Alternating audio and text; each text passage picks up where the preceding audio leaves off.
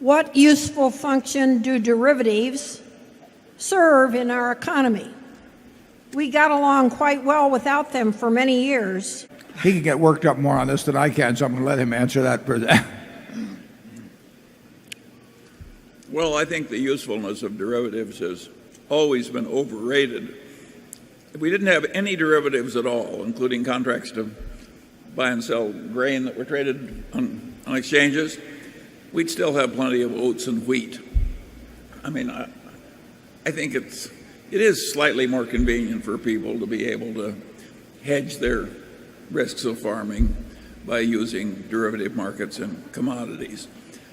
And the test is not, is there any benefit in derivatives? The question is the net benefit versus disadvantage from derivatives useful, or would we be better off without it?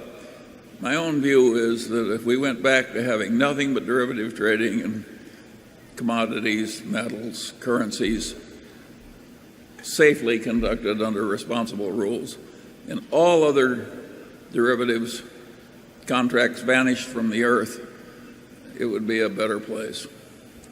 Yeah. We'll take a current example. Burlington Northern has hedged diesel fuel, which they use a lot of over the years. And then they also have fuel adjustment clauses in a lot of their contracts for transportation. With Matt Rose, does a wonderful job of running Burlington. I basically say, look, if I were running the place, I wouldn't bother to hedge it, because if you hedge it for a million years, you're going to be out the frictional cost probably of doing it, unless you're smarter than the market generally on diesel fuel. And if you're smarter than the market on diesel fuel generally, we'll go into the business of speculating in diesel fuel. I mean, if we really got an edge, why bother to run the trains? Let's just speculate in diesel fuel. But I also say, they've got and if you have an organization where you have somebody in charge of that activity, it's going to take place. On the other hand, Matt Rose has done a fabulous job, as well as his management team, in running Burlington Northern. And if they are more comfortable, or they find it useful in any way in terms of pricing contracts or anything, to hedge it, that's fine with me too. I mean, it's his company. He can figure out the best way of running it. I'll hold him responsible for how it does over time. And I wouldn't do it one way and somebody else would do it another way. I don't think I would not condemn anybody that's running a railroad for hedging diesel fuel, nor would I condemn anybody that runs an energy company like we do at Mid-American for hedging energy costs in certain ways. But I do think it was said very well in 1935. Chapter 12 of Keynes's General Theory is by far, in my view, probably Charlie's too, the best description of the way capital markets function, the real way people operate. It's prescriptive, it's descriptive. Everybody should read chapter 12. It starts a little slow in the first few pages. But Keynes, I'm going to read this because I don't think Charlie has it in front of him. The first part of it's very familiar to people. I mean, this quote has been used a lot. But every word in this, to me, is right on the money. Speculators may do no harm as bubbles on a steady stream of enterprise. But the position is serious when enterprise becomes the bubble on a whirlpool of speculation. You can change that to gambling if you want to. When the capital development of a country becomes a byproduct of the activities of a casino, the job is likely to be ill done. That's the famous part of the quote. Keynes went on to say, the measure of success attained by Wall Street, regarded as an institution of which the proper social purpose is to direct new investment into the most profitable channels in terms of future yield, cannot be claimed as one of the outstanding triumphs of laissez-faire capitalism, which is not surprising if I am right in thinking that the best brains of Wall Street have been in fact directed toward a different object. That was written in 1935.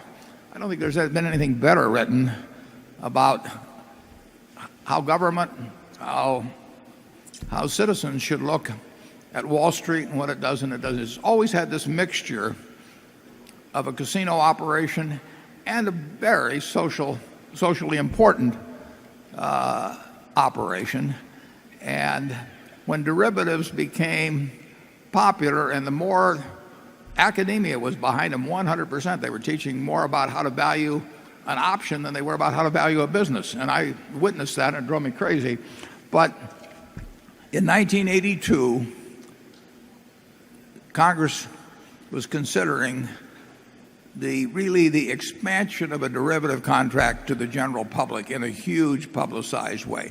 It was the S&P 500 contract. That changed the whole derivatives game. At that point, basically Wall Street just said, come on in, and everybody can speculate in an index, not any real company, just an index, and you can buy it at 10 o'clock in the morning and sell it at 10:01, and you're contributing to this wonderful society by doing it.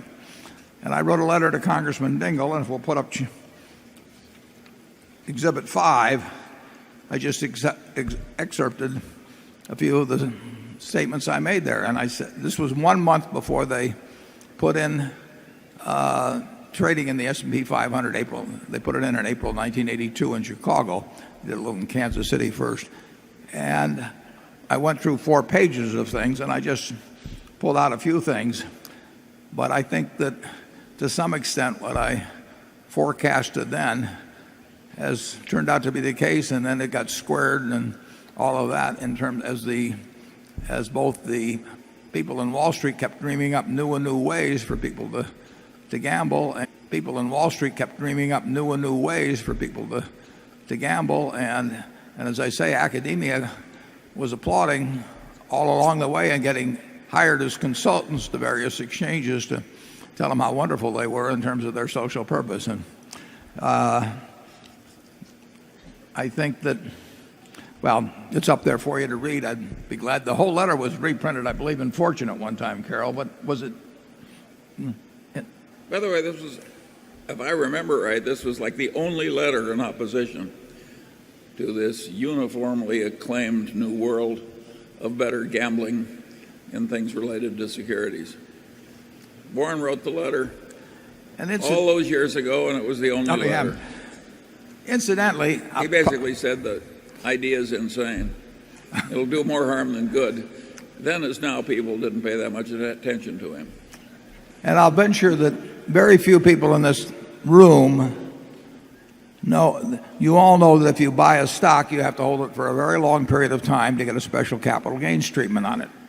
If you buy an S&P 500 contract at 11 o'clock and sell it at 11:01 and have a profit, it's taxed 60% as a long-term capital gain and 40% as short-term capital gain. So you really get better tax treatment if you're gambling on an S&P 500 derivative, which is what it is, in Chicago, than you do if you invest for 4 or 5 months in some security and then have to sell it for some reason. It's a tribute to the lobbying power of a rather small group that has done very well off this particular activity.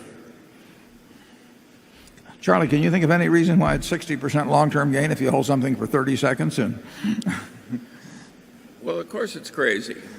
It's neither fair nor sensible. But if a small group with a lot of money and influence cares a great deal about something and the rest of us are indifferent, why, they tend to win before our legislative bodies. That's just the way it is. I always liked Bismarck's remark that you shouldn't watch two things, sausage making and legislation making.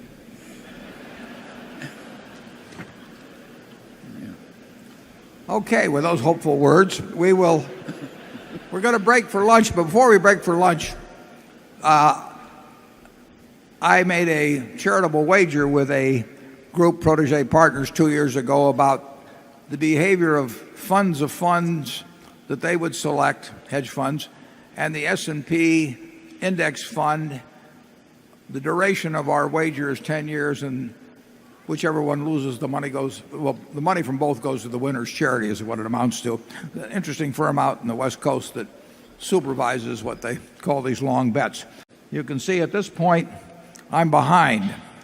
And if we got exhibits, let's go to lunch.